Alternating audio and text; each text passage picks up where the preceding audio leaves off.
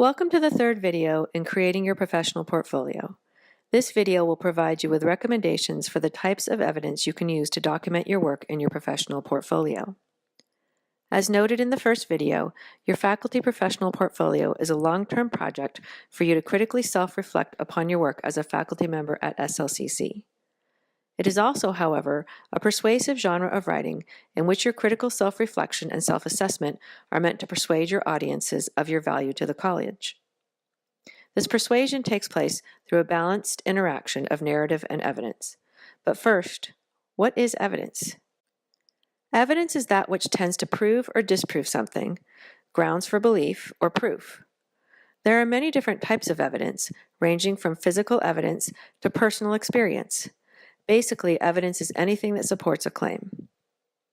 For the purposes of your professional portfolio, however, evidence should come in the form of documentation. In other words, you will need to document your claims in your narratives. Here are some examples of recommended types of evidence for your professional portfolio. The entire list, which has been approved by associate deans, can be found on the Writing Across the College website. You do not need to have all of these items, but remember to integrate your documentation throughout your narrative self-reflections. For example, perhaps in your service self-assessment, you might be reflecting upon and describing your work on a college committee.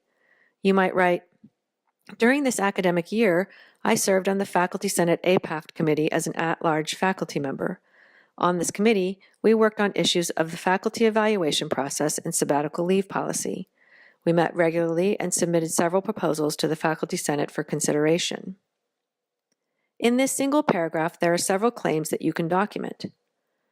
Drafts of the documents that you worked on, meeting minutes, and copies of the proposals. When you document, you should do so by linking to files in your professional portfolio. The ePortfolio program can show you how to do this using Digication. It is a very easy process. You do not need to document each paragraph in your portfolio this extensively, but simply remember that you need to balance your narrative and self-reflection with documented evidence. Finally, to make it easier for your audiences to access the documentation you provide, plan on using a lot of screenshots or screen snips of your documents instead of uploading long and complex materials that they need to wade through to find the important information.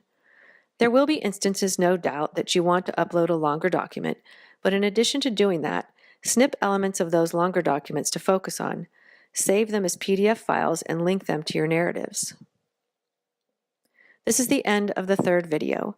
Please go to the fourth video to learn about writing strategies for successful professional portfolios.